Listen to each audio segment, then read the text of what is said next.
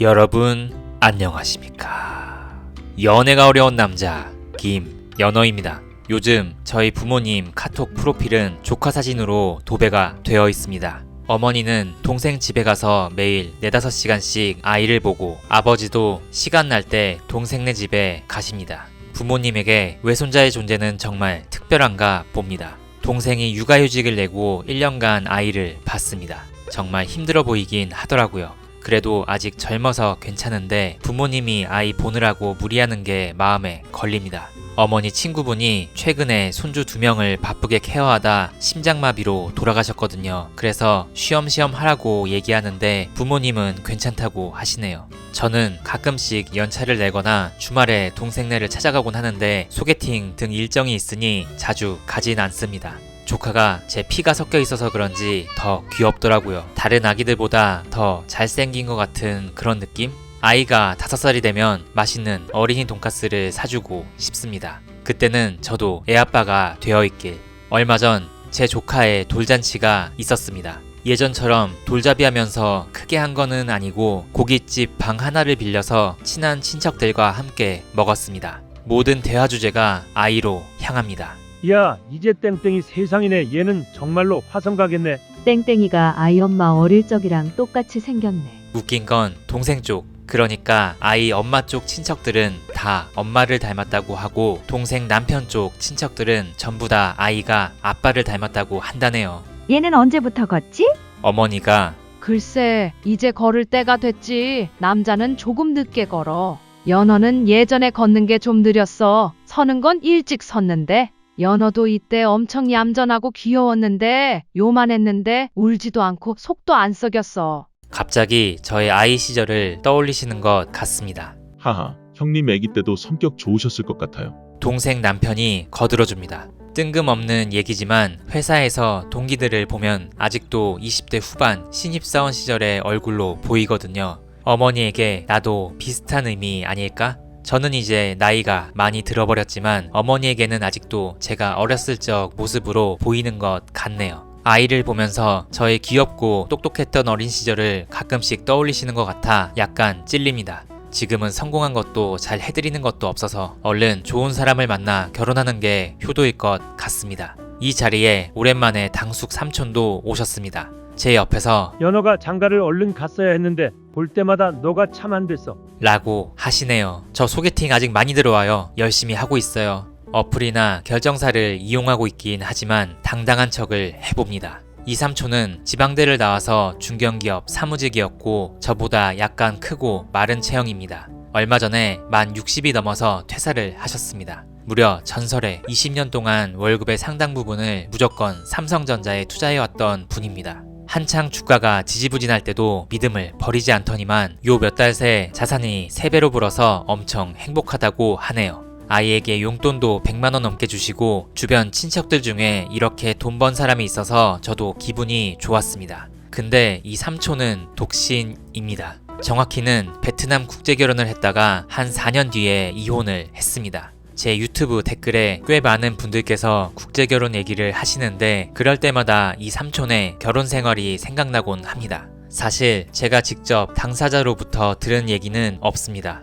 좋은 얘기도 아닌데 물어보기가 좀 그렇잖아요. 부모님의 통화나 어른들끼리의 대화를 엿듣기만 했다는 것을 알려드립니다. 한 20년 전, 그러니까 이 삼촌 나이 40 정도의 베트남 사람과 결혼한다는 이야기를 들었습니다. 삼촌의 과거 연애 스토리는 들어본 적이 없지만 성격이 내성적이라 사귀는데 어려움이 있었던 걸로 알고 있습니다. 그때 삼촌 나이가 지금 제 나이네요. 큰일입니다. 결혼업체를 통해서 했다고 하고 베트남에 건너가 선 보는 식으로 신부를 고르고 하루 이틀 정도 데이트를 한 다음 부모님과 인사하고 간단한 결혼식까지 했다고 합니다. 당시에는 한국어 시험 통과 등의 기준이 없었던 걸로 기억합니다. 한국에서의 결혼은 삼촌이 싫다 하여 하지 않았습니다. 삼촌과 결혼한 여자분은 당시 20살이었습니다. 저랑 동갑이었죠. 설 명절 때 처음 봤었습니다. 연어야, 그분 오시면 숙모라고 불러라. 고모라고 하든지 깍듯이 해라. 부모님은 제가 나이 때문에 혹시라도 무더른 대접을 안 할까봐 신신당부 하셨습니다. 삼촌이 정해준 신부의 이름은 박미정이었습니다. 얼굴 둥글고 귀여운 스타일이었습니다. 그렇게 한 3, 4년 정도 명절 때나 밥 먹거나 가끔 놀러 갈 때 간단히 얘기하는 정도로 봤으며 그러다가 이혼했다는 소식을 들었죠. 그게 저에게는 기억의 전부이긴 합니다. 제가 들어서 알고 있는 이혼 과정은 다음과 같습니다. 처음에는 와이프가 삼촌에게 되게 사근사근했다고 합니다. 근데 집에만 계속 있으니 답답해해서 한국에 있는 베트남 사람들의 모임에 나가게 했다고 합니다. 일주일에 3번은 그 모임에 나가고 집에서도 전화로 베트남어만 써서 한국어가 잘 늘지 않았고 삼촌이 소외된 기분이었다고 합니다. 그리고 그 모임에서 어느 교회를 소개시켜줬나 봅니다. 거기도 일주일에 3, 4번 정도는 나갔고 아침에 나가서 저녁이 돼서야 돌아왔다고 합니다. 교회에는 베트남어에 능통한 한국 여자가 있었는데 그녀를 엄마라고 하면서 따랐다고 하더라고요. 삼촌의 예상으로는 그 여자와 어울리고 나서 이상해진 것 같다고 합니다. 삼촌은 여자 집안에 용돈을 줬었는데 언제부턴가 집안에 누가 아프다고 하거나 학교에 가야 한다고 하며 용돈을 더 요구했습니다. 거기에다 베트남 사람들 모임에나 교회에도 돈을 내야 한다고 하여 많을 때는 월급의 3분의 2에서 절반까지도 썼다고 합니다. 많이 의심스러웠지만 삼촌은 참았다고 합니다. 결혼했으니 주변 사람들 보기에도 좋지 않고 아이를 낳고 싶은 생각이 컸기 때문이었죠. 하지만 아이도 계속 생기지 않았습니다. 여자는 관계를 많이 거부했다고 합니다. 아이가 생기는 날에는 아프다는 핑계로 관계를 피하는 때가 많았고 몰래 피임약을 구해와서 먹는 게 들킬 때도 있었다고 합니다. 그걸 알고 나서 삼촌이 크게 상처를 받았죠. 돈을 계속 요구하고 관계를 거부하고 집안에 머물지 않는 문제로 많이 싸우게 되었는데 여자는 처음과 달리 폭력적인 성향에 소리도 많이 지르고 녹음기까지 사용하는 철저함을 보였다고 합니다.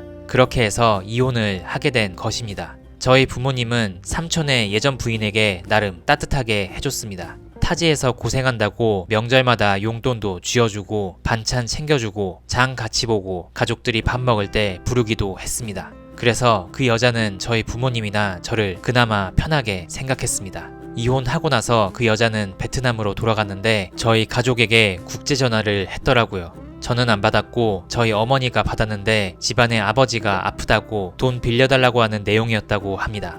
어머니가 이혼했는데 돈 빌려달라 하는 게 말이 되냐? 거기서 어떻게든 잘 살아라. 라고 하면서 끊었다고 합니다. 스토리는 대충 이렇습니다. 여자의 잘못만 이야기했지만 우리 쪽도 아주 잘한 건 아닌 것 같습니다. 우선 며칠 만나고 결혼하니 그게 조금 위험한 것 같습니다. 서로 케미가 맞아야 결혼 생활이 좋은데 그걸 못 보고 바로 같이 살게 되니 말이지요. 결혼하면서 생기는 문제점들도 당사자 간의 깊은 대화를 통해 해결할 수 있는데 자세히는 몰라도 그게 잘 안 된 것 같습니다. 같이 모였을 때 그 여자는 거의 말이 없었습니다. 시간이 지나면서 우리 가족들이 하는 한국말을 알아듣긴 했지만 의사소통은 원활히 되지 않았습니다. 삼촌도 베트남어를 단어 이상으로 배우지는 않았습니다. 가족, 친척들이 막 이야기하고 있다가도 그 여자가 얘기에 합류하면 약간 분위기가 조용해졌던 게 생각납니다. 어쩌다 한마디 하면 분위기에 맞지 않거나 말의 뜻을 알아듣는 데 시간이 걸렸기 때문인데 어떻게 생각해보면 완전히 구성원으로 받아들이진 못했다는 것이겠지요. 그 여자도 나름 그 상황이 외로웠을 것 같습니다. 명절 등등 만난 자리에서도 베트남어로 통화를 많이 하더라고요. 한국에 정을 붙이지 못했던 것 같습니다. 지금은 그래도 한국어를 어느 정도 하는 사람들이 들어온다고 하니 좀 나아졌겠지요. 그 여자는 그 시절에 카메라로 영상 찍는 것을 좋아했습니다. 어딘가에 올리는 것 같더라고요. 아마 어딘가에는 우리 가족들의 영상이 지금도 돌아다니지 않을까. 같이 밥 먹는 거나 어머니가 해주신 요리들, 명절 때 윷놀이를 하는 거 등등이 찍혔는데 요즘은 워낙 유튜브가 유명하니 이해할 수 있지만 그때는 막 카메라를 들이미는 게 좀 기분이 안 좋았거든요. 근데 그게 그 여자가 외로움을 푸는 하나의 방식일 수도 있다는 생각이 지금은 드네요. 여튼 그렇다고 해도 돈을 계속 요구하고 집안일 잘 안하고 베트남 사람들끼리만 어울리고 교회 맨날 다니고 이건 좀 아니긴 하죠. 그렇게 짧은 결혼 생활을 마친 삼촌은 아예 결혼 생각을 접었습니다. 멋지게 살고 계시긴 합니다. 매일 러닝을 한두 시간씩 하셔서 날렵한 몸매를 유지하고 계십니다. 트렌치코트를 입고 성수동 등 카페에 가서 노트북을 켜놓고 뉴스나 소설 등을 읽으시며 솔로 생활을 즐기고 부동산이나 주식 등 재산도 잘 불어나고 있고 행복하시니 됐습니다. 그래서 진짜 국제결혼도 쉬운 게 아닌 것 같습니다. 서로가 잘 맞아야 하고 문화가 다른 게 크기 때문에 서로 배려하고 이해해서 최대한 불편을 줄이려는 마음이 필요한 것 같습니다. 네, 국제결혼 이야기는 여기까지입니다. 그건 그렇고 삼촌의 주식 얘기를 하다 보니 제 주식 이야기도 잠깐 하고 싶어집니다. 댓글로도 궁금해하시는 분들이 꽤 계시더라고요. 제가 1억 정도 잃었다고 말씀드린 적이 있는데요. 지난 2월 27일 금요일인가? 그때 딱 플러스 1억이 되어서 투자 원금이 되었었습니다. 퇴직연금 일부를 국장지수 ETF나 자동차, 2차전지 등에 꽤 넣었었는데 그게 운 좋게 대박이 났죠. 회복을 못할 줄 알았는데 기회가 오긴 오네요. 제 영상에 가끔씩 나오는 의사 친구 있잖아요. 그날 오후에 삼전 현대차 너무 올라서 안 되겠다. 나도 탑승해야겠어. 슈퍼만 먹고 빠져나와야겠다. 하면서 2억을 때려박았습니다. 아, 이건 고점 신호다. 왠지 쎄해서 다 팔아버릴까 했지만 역시나 더 오를까 해서 그냥 놔뒀습니다. 여담으로 그 친구는 얼마 전에 마이너스 12%에 손절했다고 합니다. 여튼 원금을 회복한 그날 저녁 치킨과 맥주를 사와서 혼자서 파티를 열었습니다. 주식으로 10년 넘게 고생했던 시절을 생각하며 흐뭇한 마음으로 집에서 취할 때까지 맥주와 위스키를 마셨고 거짓말처럼 다음날에 전쟁이 일어나면서 이익이 한 4분의 3 정도로 줄었습니다. 그래서 저의 투자 원금에 도달하는 것은 조금 더 미뤄지게 되었습니다. 그래도 언젠가는 다시 때가 오겠죠. 여러분들도 주식 잘 되셨으면 좋겠고요. 저처럼 많이 잃으면 회복하는데 오래 걸리니 너무 도박을 하지 않으시길 바랍니다. 그건 그렇고 저번 영상에서 5개월 전에 매칭했던 35살 결정사 소개팅녀가 있었는데 만나고 나서 정말 좋은 느낌을 받았지만 한 번 만나고 아쉽게 차였던 사람을 말씀드린 적 있습니다. 얼마 전 연락이 와서 서로 친구로 지내자고 했었죠. 지난 주말에는 소개팅이 하나도 없고 심심했습니다. 그래서 시간 나는 김에 한번 볼까 싶어서 연락해 봤습니다. 채연님, 우리 진짜 친구의 마음으로 한번 볼까요? 이번 주말 어때요? 고백 같은 거 안 할 테니 편히 봐요.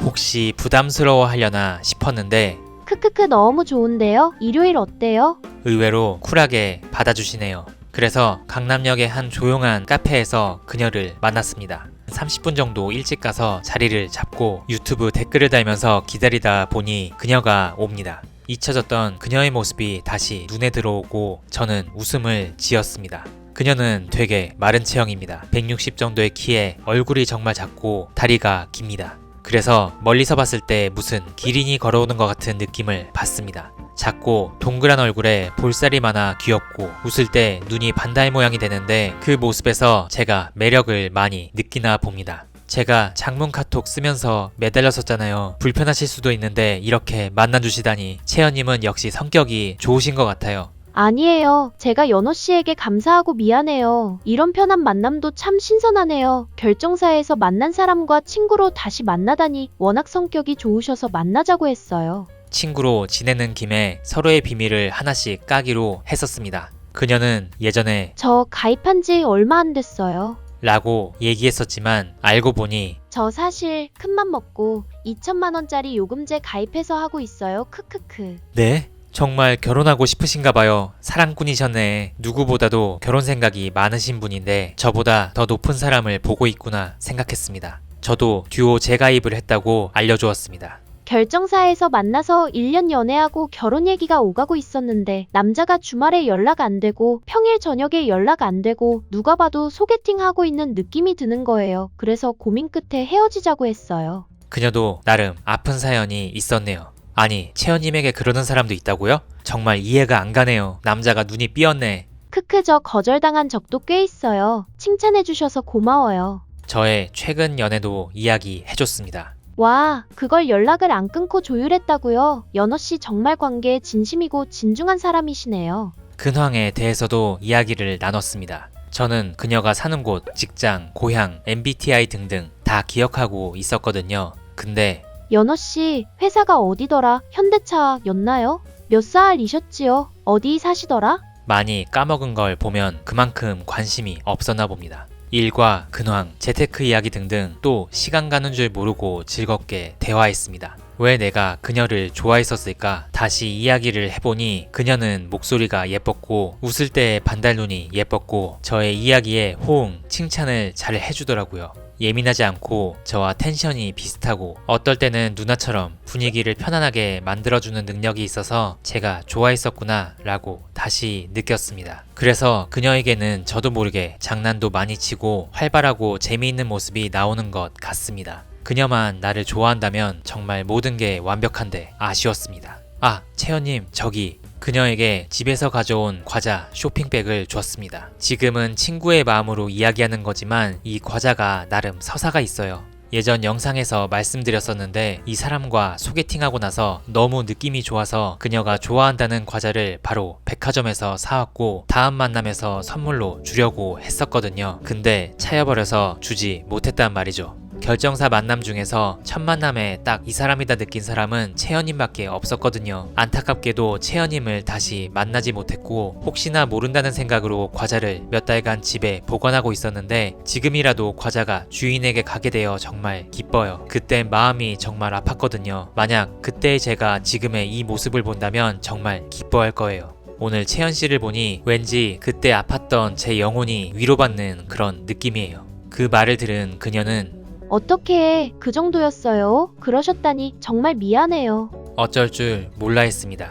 연어씨, 너무 스윗하다. 자상하고, 성실하시고, 매너 있으시고, 착하시고, 무던하시고, 공감도 잘해주시고, 장점이 정말 많은 분이에요. 뭐예요? 그럼 채연씨는 왜 저 안 사귀는데요? 놓치고 후회하지 마요. 그건. 그녀는 곤란해 했습니다. 아니, 제가 못생겨서 저랑 뽀뽀는 못하시겠다 그 말인가요? 웃으며 농담을 했더니 후아하, 너무 재밌어요. 연어씨는 크크크. 그녀는 얼굴을 가리고 한참을 웃었습니다. 그녀의 가느다란 손가락이 예뻐 보였습니다. 아니, 그게 아니고요. 뭐가 부족한 게 아니라 이건 제가 뭐라고 말로 설명할 수 없는 거예요. 느낌이라는 건. 얼굴이 빨개진 그녀가 얘기합니다. 사실 솔직한 얘기를 바라기는 했습니다. 어깨가 좁아 보인다든지 늙어 보인다든지 이유는 못 들었지만 어쨌든 그녀도 느낌이 오는 좋은 사람을 만나길 바랍니다. 한 2시간 정도 대화하고 헤어졌고 헤어지고 나서는 역시 카톡이 오지 않아서 채연님 정말 즐거웠어요. 다음에 또 봐요. 보냈고 네, 연어씨, 재밌었어요. 다음엔 제가 맛있는 거 사드릴게요. 후후. 라고 왔고 끝났습니다. 솔직히 약간은 기대를 했었습니다. 조금 아쉽지만 소개팅을 계속 하다 보면 또 새로운 인연이 오겠죠. 벌써 3월 중순입니다. 밤이 긴 겨울이 좋았는데 봄이 오는 것이 싫습니다. 꽃도 피고 하면 또 세월이 가는 걸 느끼면서 마음이 더 아파지지 않을까. 세월이 더 가기 전에 얼른 반려자를 만나고 싶습니다. 얼어있는 저의 마음을 녹여줄 그런 사람이 꼭 나오길 기대해봅니다. 오늘 영상은 여기까지입니다. 모두 행복하시길 바랍니다.